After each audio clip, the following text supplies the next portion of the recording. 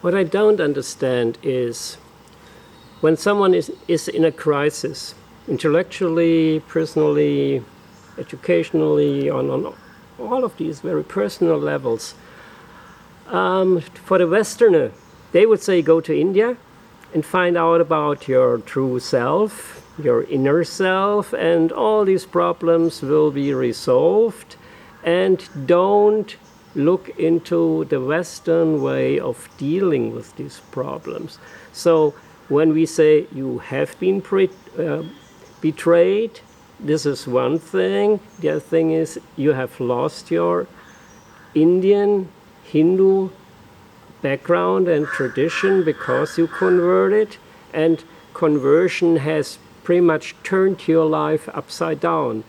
And then you say, okay, then I moved on to the US and learned about Hinduism in the US and in the Western world, which is a very pluralistic approach. Again, people from the West would turn it around and say, no, don't go to the West. There is nothing that they can teach you which is not already in the Hindu philosophy and lifestyle engraved. You were going beyond and beyond and beyond and beyond, but maybe in the wrong direction. Yes. See, I set my mind only on the goal I had, that is sharing Jesus Christ with the Hindus. I have to find ways, I have to develop enough knowledge, and I have to see how I can start my project. So I was preoccupied with those things. It's not the question of finding myself or finding my identity or how to get back to my tradition, etc. A new way is opened. I have to continue my journey on it with a goal I had in my mind. That was to start an ashram.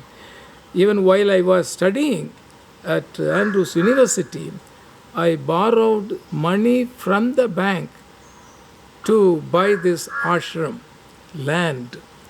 And then slowly I paid back that money to the bank. Now what I'm saying to say is, even though there were a lot of discouraging moments I faced in India, in United States, but my dream was helping me to go. I had a faith that somehow God would lead me to reach that goal. So that faith kept me going.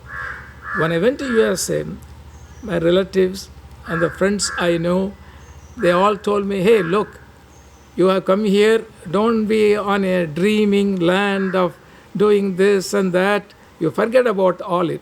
Learn computer or learn something else by which you can earn money and you can settle here. That is the voice I heard from the Adventist who left India for good in United States. I did not come across not a single person who could encourage me to carry on my vision. That was a very discouraging moment for me. I said, I have been called by God for this particular purpose. I will never give up. All these years, I come from a business community. If I want to make money, I could make money in India itself. I don't need to come to United States to make money. I can make enough money in India. That is not an issue for me. For me, the basic issue, I accepted Jesus. I found peace in Him, and I want to share this to other people in India.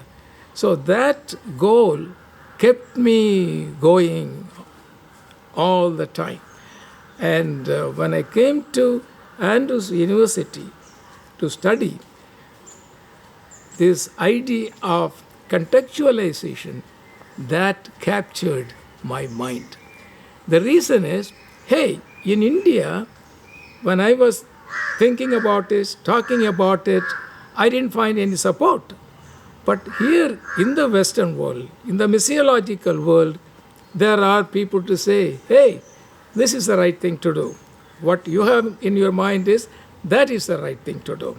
So that's why I was very much encouraged by the professors in the Western world, especially at Andrews University.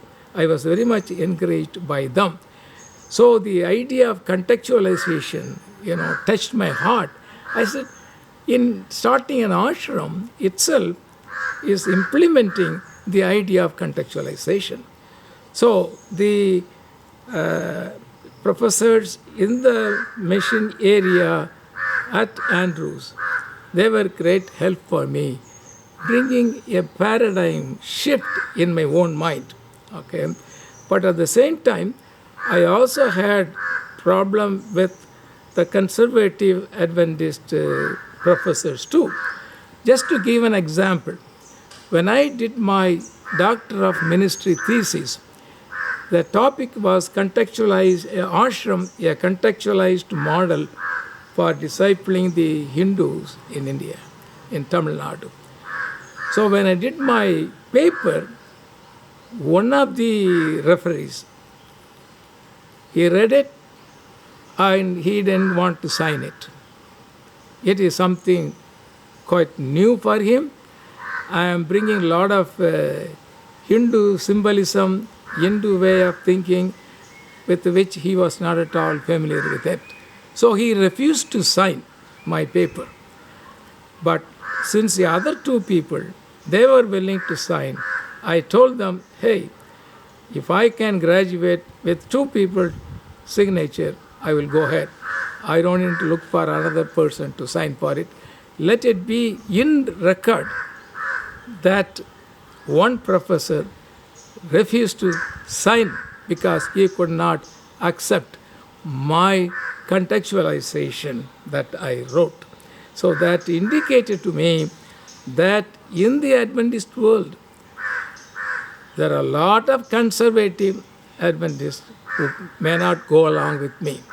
Still, among the professors, among the intellectual people, there may be few who can validate, who can accept what I'm trying to do.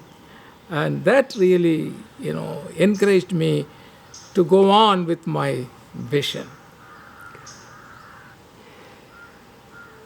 It seems to me that your crisis had been so huge, so deep, that it's an existential crisis from where you can move on. And so people would have, from a Western point of view, have thought it out in a psychotherapeutical sense, and also looking into, is there something that you were really betrayed when you converted? So conversion, is that always such an easy way to go when everything is clear? And then when you face your crisis, you might have opened up the whole conversion process again and find out, is that solid? Was that solid? Now you say, okay, I'm a follower of Christ, I was converted, become a Christian, and then I moved on, and somehow your professors were all these very smart people. So in a way, they were authority when it comes to your interpretation of your life at that time. Still, to me, there might have been some kind of a betrayal that I'm not sure about whether you resolved that situation for yourself personally as well. Yes. Now, when I started the ashram as a kind of Adventist ashram. Although I started ashram with my own money, with my own ideas, and still there are few things, since I came from the Adventist traditions. One was to keep Sabbath. So when I started the ashram, we had Sabbath, Saturday, as a day of rest, as a day of worship. So the Adventist pastor from the local church here, he used to come every Saturday and conduct Sabbath school class, and then he will go to minister to other church people. So it was basically, they started with the Adventist style of worship. But as the days went by, I felt that the ashram should not be identified with the Adventist organization.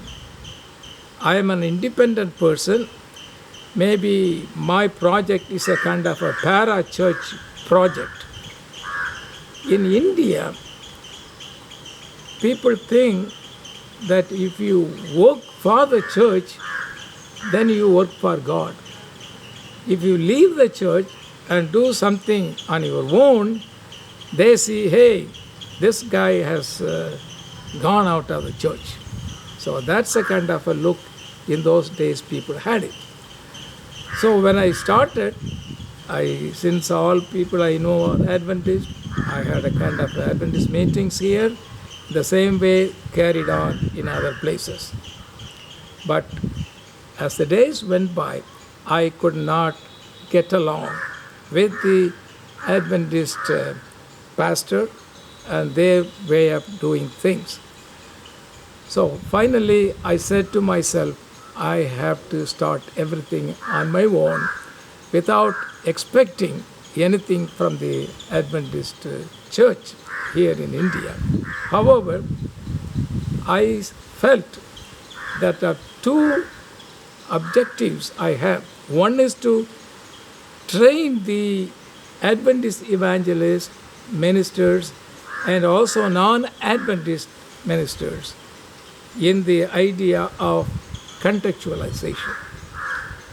So I have to bring a change in the minds of the Indian evangelists, the Christians, to understand contextualization and put it to practice, the idea of contextualization, so that the Indian evangelists could reach to the Hindus. At the same time, I have to develop my ashram in such a way that could attract the Hindus to come. Normally, Hindus do not come to a Christian church, but if it is an ashram, they come. So it created a kind of a context. I felt that is good. In the ashram context, I can talk to the Hindus and carry on my idea of interfaith dialogue.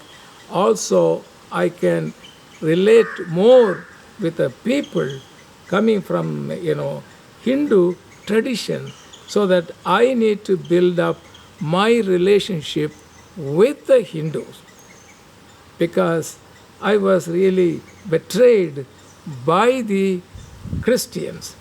They all came for my seminars on contextualization.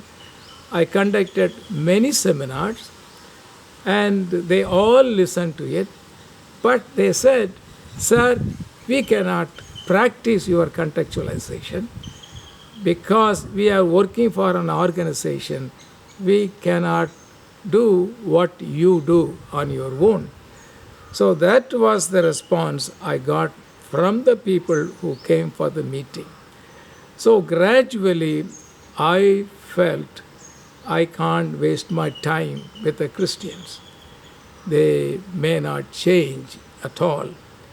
Then I started to relate myself, connect myself with some independent thinkers coming from a Hindu background in Tamil Nadu. I started to make my connection with some thinkers, some who were on their own, who have developed their own theology, missiology, to reach to the Hindus. So I was able to connect with them, and I also learned few things from them.